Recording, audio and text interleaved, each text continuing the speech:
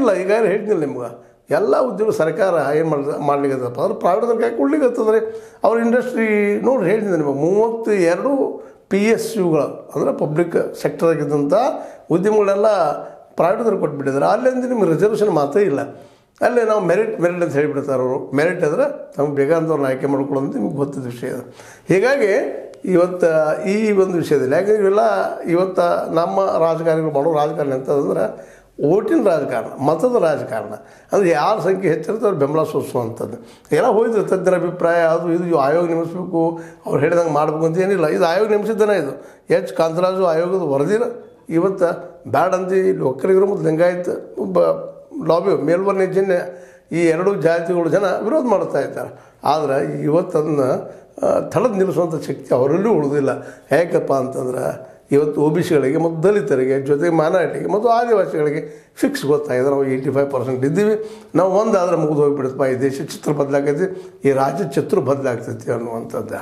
ಯಾಕಂದರೆ ಇಲ್ಲೇ ಒಂದು ಜಸ್ಟ್ ಇದೆ ಕಾಂತರಾಜು ವರದಿ ಪ್ರಕಾರನ 1 ಕೋಟಿಗೂ ಮೀರಿ ದಲಿತರಿಲ್ಲಿದ್ದಾರೆ ಅಂದರೆ ಸಣ್ಣದೇನು ರೀ. ನಾವೇನೋ ಹೇಳ್ಬೋದು, ನಾವು 2 ಕೋಟಿ ಇದ್ದೀವಿ, 3 ಕೋಟಿ ಇದ್ದೀವಿ, ನಾವು ವಾದ ಮಾಡ್ತೀವಿ. ಆದರೆ ಸೈಂಟಿಫಿಕ್ ಆದರೆ ಇವ್ರಿಗೂ ಕೊಡ್ಲಿಕ್ಕೆ ಆಗ್ತಾಯಿಲ್ಲ. ಹೌದು ಎಲ್ಲರೂ ತೋಳ್ರಿ ಅಂತ ಹೇಳ್ತಾ ಇಲ್ಲ, ಬರೋ ಬಾಯಲ್ಲಿ ಹೇಳ್ತಾರೆ ಸರಿಯಾಗಿ ಎಲ್ಲರ ಮನೆಗೆ ಬಂದಿಲ್ಲ ರೀ, ಸರಿಯಾಗಿ ಮಾಡಿಲ್ಲ, ಹಾಗೆ ಹೀಗೆ ಅಂತ ಹೇಳ್ತಾರೆ. ಅದು ಎಷ್ಟರ ಮಟ್ಟಿಗೆ ಸ್ಟ್ಯಾಂಡ್ ಆಗ್ತದೆ.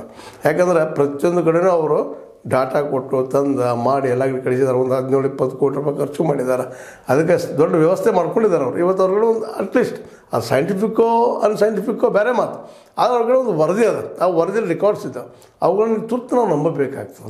ನಂತರ ಇನ್ನೊಮ್ಮೆ ಭಾಳದ್ರೆ ನಾಳೇನಾಗ್ಬೋದು, ಭಾಳ ಒತ್ತಡದಿಂದ ಇನ್ನೊಂದು ಸರ್ವೆ ಆಗಲಿ ಅನ್ನುವಂಥದ್ದು ಬರ್ಬೋದು. ಸರ್ವೇನೂ ಮಾಡಿಸ್ಬೋದು. ಸರ್ವೆ ಮಾಡಿಸೋ ಸಹಿತ ಏನಂತಪ್ಪ ಹೆಚ್ಚು ಒಂದಿಷ್ಟು ಅಂಕಿ ಸಂಖ್ಯೆ ಹೆಚ್ಚುಕಡಿಮೆ ಆಗ್ಬೋದು. ಇನ್ನು ಅಷ್ಟು ದೊಡ್ಡ ಪ್ರಮಾಣದಲ್ಲಿ ಬದಲಾವಣೆ ಆಗ್ತದೆ ಅಂತೇಳಿ ಭಾಳಷ್ಟು ಜನರಿಗೆ ಅನ್ನಿಸ್ತಾ ಇಲ್ಲ. ಯಾಕಂದ್ರೆ ಕೋಟಿಗಳೆಲ್ಲ ಇರೋ ಮುಂದೆ ಇವರು 14 ಲಕ್ಷ, ಭಾಳ ಇನ್ನೊಂದು 10 ಲಕ್ಷ ಆದಿತ್ತು ನಮ್ಮ ಲಿಂಗಾಯತರದು. ಅದಕ್ಕಾಗಿ ನಮ್ಮ ಒಕ್ಕಲಿಗರದು ಇನ್ನೊಂದು 10 ಲಕ್ಷ ಹೆಚ್ಚಾದಿತ್ತು. ಅದ್ರ ಕೋಟಿಗಳಲ್ಲೇ ಅದು ಎಣಿಕೆ ಆಗ್ತದೆ ಅಂಥೇಳಿ ಅಥವಾ ಇದು ಬದಲಾವಣೆ ಆಗ್ತದೆ ಅಂತೇಳಿ ಹೇಳಿಕ್ಕಾಗೋದಿಲ್ಲ. ಅದಕ್ಕಾಗಿ ಈಗ ಆದಂಥ ಜಾತಿ ಗಣತಿ ಅಂತೇನು ನಮ್ಮ H. ಕಾಂತರಾಜ್ ಅವ್ರು ಮಾಡಿದ್ದಾರೆ, ಅದು ಮೊದಲು ಏನಿತ್ತು ಸೋಷಿಯಲ್ ಮತ್ತು ಎಜುಕೇಷನ್ ಇಟ್ಕೊಂಡು ಮಾಡಿದ್ರು ಅವರು. ಕಡೆಗೆ ಇವತ್ತು ಜಾತಿ ಗಣತಿ ಅಂತೇಳಿ ಅದಕ್ಕೆ ಹೆಸರು ಕೊಟ್ಬಿಟ್ಟಿದ್ದಾರೆ. ಅದಕ್ಕೀಗ ಆ ನೆಲೆಯಲ್ಲೇ ಏನಪ್ಪ ಅಂದ್ರೆ ಅದನ್ನು ನಾವು ಮಂಡಿಸ್ತೀವಿ ಸಂಪುಟ ಸಭೆಯಲ್ಲಿ, ನಮ್ಮ ಕ್ಯಾಬಿನೆಟ್ದಲ್ಲೇ ಮಂಡಿಸಿ ಯಾವ ನಿರ್ಧಾರ ತಗೋಬೇಕು ಅನ್ನೋದು ವಿಚಾರ ಮಾಡ್ತೀವಿ ಅಂತ. ಹೀಗಾಗಿ ಮತ್ತು ನಮ್ಮ